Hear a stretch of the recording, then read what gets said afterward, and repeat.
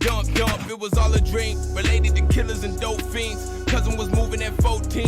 White things but no porcelain. How could they sleep on this poor thing? What I foreseen was a short thing.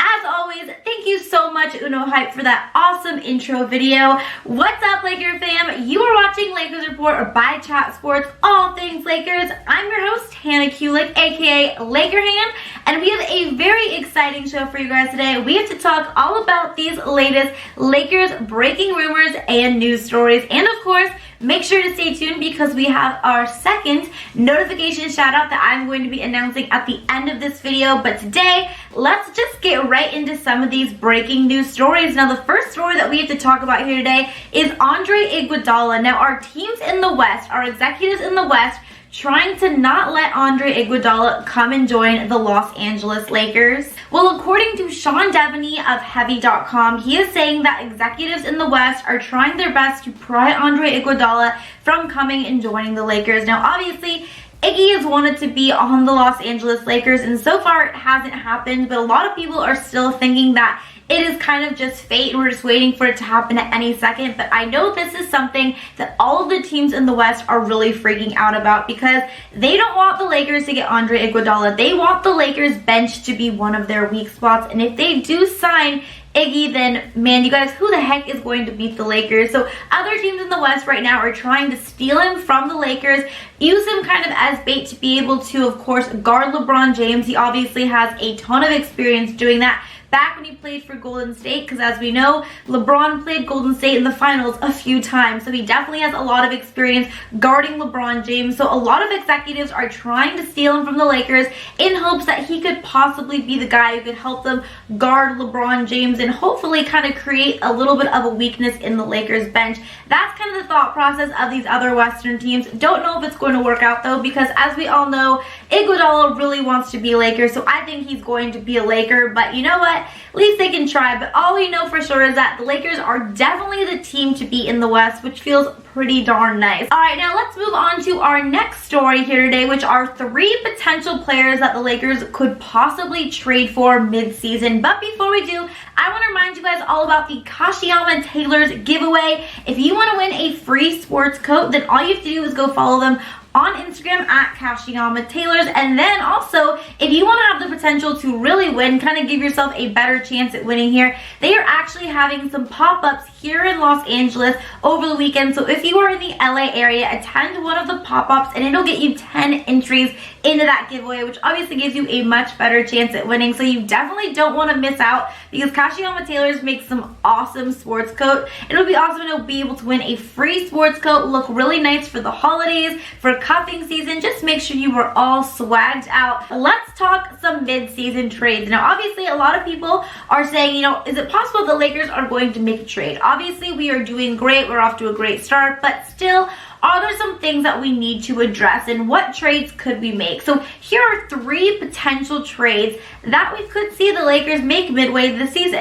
All right, now this first trade we have here would be KCP going to Memphis, which I'm all for just because it gets KCP off the Lakers. And then we acquire Jae Crowder. Now, Jae Crowder would actually be a pretty good pickup for the Lakers. He's a really tough defensive player, really tough kind of 3-and-D guy. He would add some depth at that small forward position for us. He's obviously played with LeBron James in Cleveland, so those two have chemistry there. So he would be a pretty nice pickup. And then in terms of KCP, you know, I'm just thrilled to get KCP off the Lakers. Don't mean to talk bad about a player, but I have just not been happy with what I have seen from him, obviously, this season. But him on the Memphis Grizzlies could also be a good fit because Memphis really needs to address their scoring, their shooting, and that's what KCP likes to try to do. Hasn't been able to do it that well so far this season, but maybe on Memphis, it'll be a better fit for him. So this first potential midseason trade, we could see the Lakers look to trade KCP to Memphis for Jae Crowder. Now, the second trade would involve sending Rajon Rondo to Portland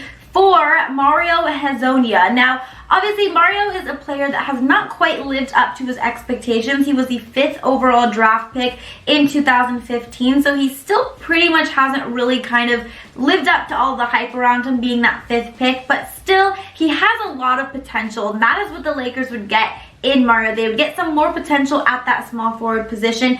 And in terms of Rajon's fit with Portland, that would actually be a really good fit, because besides Damian Lillard, they are really struggling kind of at that guards position. Obviously, they do have CJ McCollum, but if something were to happen to Damian Lillard, they don't really have a backup option for him. So Rondo would be a good fit for the Blazers. And also, the Lakers right now have Quinn Cook, we have Avery Bradley, we have Alex Caruso. We don't necessarily need Rajon Rondo. So if we were to trade a player, we could see Rajon Rondo being moved. So second potential midway season trade for the Lakers could be Rajon Rondo going to Portland and receiving Mario Hezonja. And the third potential mid-season trade that we could see the Lakers look to do, we could see them trade Jared Dudley to the Brooklyn Nets for David Nwaba, a guy who did formerly play for the Lakers back in 2017. Jared Dudley actually played for the Brooklyn Nets too. So this would be, both players kind of going back to former teams. Now, in terms of where David Nwaba would fit with the Lakers, now he's actually a guy that would be a pretty good fit for this team. He brings a ton of energy. He can also play any position, that 1 through 3 position. So it would really provide us with a lot of stability, especially because it is such a long season. We could be able to rest some of our veterans because Nwaba is a versatile player. He's able to play multiple positions. So that would definitely be a big help for the Lakers. Now, he's not necessarily the biggest offensive threat, but he could definitely still improve. And if he does, in some ways, improve that jump shot, then he could actually prove to be a big pickup for the Lakers. But in terms of his energy and just how he's such a versatile player, he could provide a lot of stability. So David Nwaba is a pickup that we could see the Lakers getting. We could see them trading Jared Dudley to Brooklyn and then receiving David Nwaba. But out of all of these trades that we talked about, Jae Crowder, we have Mario Hezonja, we have David Nwaba. Who would you like to see on the Los Angeles Lakers the most? I'm kind of a little partial. I think I would like to see David Nwaba just kind of come back, just because he's a former Laker. So maybe I'm just a little biased there. But I think David Nwaba would actually be a pretty good fit for this team if I had to pick between one of those 3 players. But let's move on and let's talk Anthony Davis injury update. But before we do, I just gotta make sure that you guys hit that subscribe button. Make sure you are subscribed to this Lakers Report channel. Our family is growing. We are so close to 10,000 subscribers, so hit that subscribe button and get us to 10K subscribers. I would love to be able to hit that mark by the end of November, so please do me a favor and go ahead and subscribe down below. But let's talk about Anthony Davis and his injury update. Now, AD did not suit up for Wednesday night's win the Lakers had against the Golden State Warriors. He has been dealing with, of course, that shoulder injury, and now he is a little bit banged up with his ribs. So they decided, night of a back-to-back, we might as well rest him. And it didn't matter. The Lakers got the win. They dominated. It was a great game. It's also a good chance to be able to give AD some much-needed rest, because it's a long season. He is still kind of struggling with that nagging shoulder injury and that kind of rib injury. He's a little banged up, but it's really nothing to be too concerned about. Frank Vogel said that he is probable and expects him to play Friday night against the Kings. So really isn't concerned about it there. Just again, thought it was a good opportunity on a night of a back-to-back, especially on a team like Golden State, who is, I don't want to say an easy win, but isn't that much of a threat. It's a little bit of an easier game. They thought it was a good chance to really provide Anthony with some much needed rest. But another player that is also listed probable for Friday night's game is Avery Bradley. Now, Bradley is still kind of struggling a little bit with that lower leg contusion. He's played pretty well for us, but they are still listing him as probable. But if I had to guess, I would say both of those guys are most likely going to play. Frank Vogel did not seem concerned about it at all. But I know a lot of you guys are a little bit concerned about Anthony Davis's health and his durability this season. It is a long season, so I am all for resting him. If there is, a night of a second back-to-back and we're playing kind of a little bit of an easier team, I think it was nice for AD to get some much-needed rest, but definitely expect him to play Friday night against the Sacramento Kings.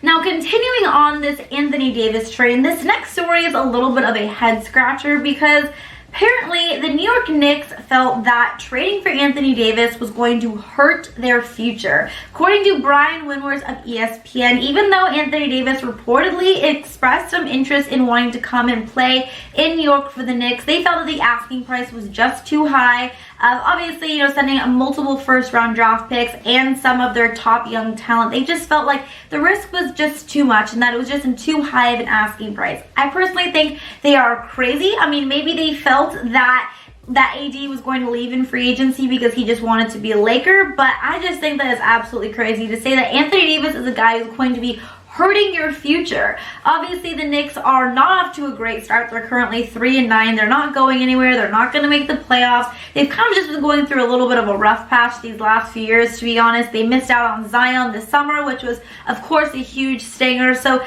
the Knicks adding Anthony Davis, I definitely do not think would have hindered their future or hurt their future in any way, but ultimately, happy they didn't decide to pursue it, even though they did have the opportunity to do so, especially with that Porzingis trade. They did have some packages and some guys they could have offered New Orleans that I'm sure would have definitely tempted them, but ultimately, the Lakers were able to make that trade, of course, by trading Alonzo, Brandon Ingram, Josh Hart, some draft picks as well, so I'm pretty darn happy about it. The AD is a Laker. I think we can all agree that he's on the team that he definitely belongs on, but definitely a little bit of a head-scratching story to say that getting Anthony Davis would hurt your future, that's for sure. Now we have to talk about the last storyline here today, discussing the new big Lakers dynamic duo that does not involve Anthony Davis and LeBron James. I think you guys are going to be pretty surprised to see who the big Lakers duo really is turning out to be this season, but before we do, I am curious. Obviously the Lakers have had so many rivalries throughout the years, but right now it seems like the biggest rivalry is with the Los Angeles Clippers. So I want to know, which team do you hate more? Do you hate the Boston Celtics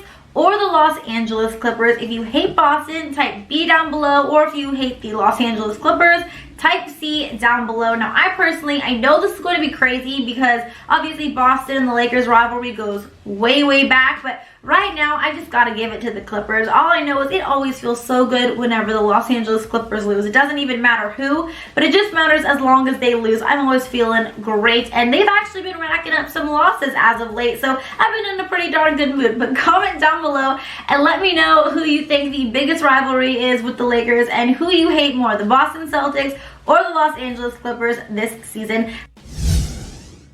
I want to remind you guys all about the Kashiyama Taylors giveaway. If you want to win a free sports coat, then all you have to do is go follow them on Instagram at Kashiyama Taylors. And then also, if you want to have the potential to really win, kind of give yourself a better chance at winning here, they are actually having some pop-ups here in Los Angeles over the weekend. So if you are in the LA area, attend one of the pop-ups and it'll get you 10 entries into that giveaway, which obviously gives you a much better chance at winning. So you definitely don't want to miss out, because Kashiyama Taylors makes some awesome sports coat. It'll be awesome to be able to win a free sports coat, look really nice for the holidays, for cuffing season. Just make sure you were all swagged out. But let's move on and let's talk about the Lakers' big dynamic duo, because spoiler alert, it's not LeBron James and Anthony Davis. LeBron James is involved with it, but it is actually LeBron James and Alex Caruso. Yes, you heard that right. LeBron James and Alex Caruso are looking like the best dynamic duo for the Lakers right now. So far this season, those two have posted a plus 12.3 net rating in the 94 minutes that they have played together so far this season. And besides that, no 5 players who have been on the floor with them, who have played more than 10 minutes, have received a negative net rating at all. So Alex Caruso and LeBron James are definitely having some great chemistry this season, and we've seen it, really from the start of the season. Caruso is not necessarily shooting the ball the best right now, but he is doing a lot of little things and really helping this team in a lot of ways. And I know LeBron and every member of this team has really commented Alex Caruso and said how great of a player he has really been for them so far this season. Now, when Alex was asked about how him and LeBron are playing so well so far this season, he said, listen, they have some good chemistry kind of carried over from last year. Obviously, they played together last year, so Caruso said he knows what LeBron likes. He kind of knows where he is on the floor.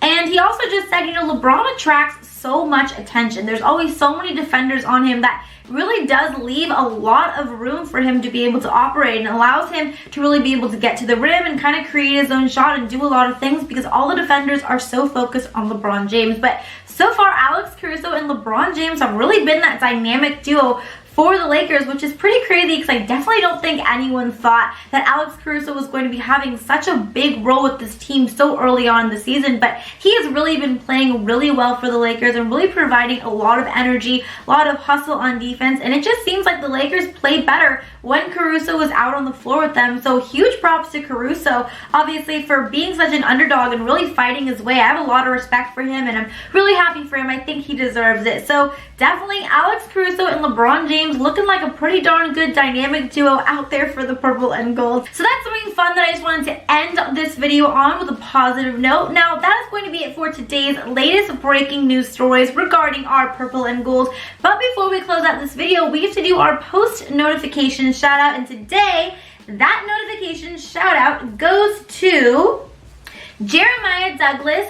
It is at Shrimpy340 on Instagram. So thank you so much for all of the love and support that you have been giving here on Lakers Report, and of course me on my Instagram. So thank you so much for everything, and that is going to be our notification shout out today. So if you guys would like a post notification shout out in the next video, all you have to do again is make sure you're subscribed here on Lakers Report by Chat Sports, and comment down below, so show some love in the comments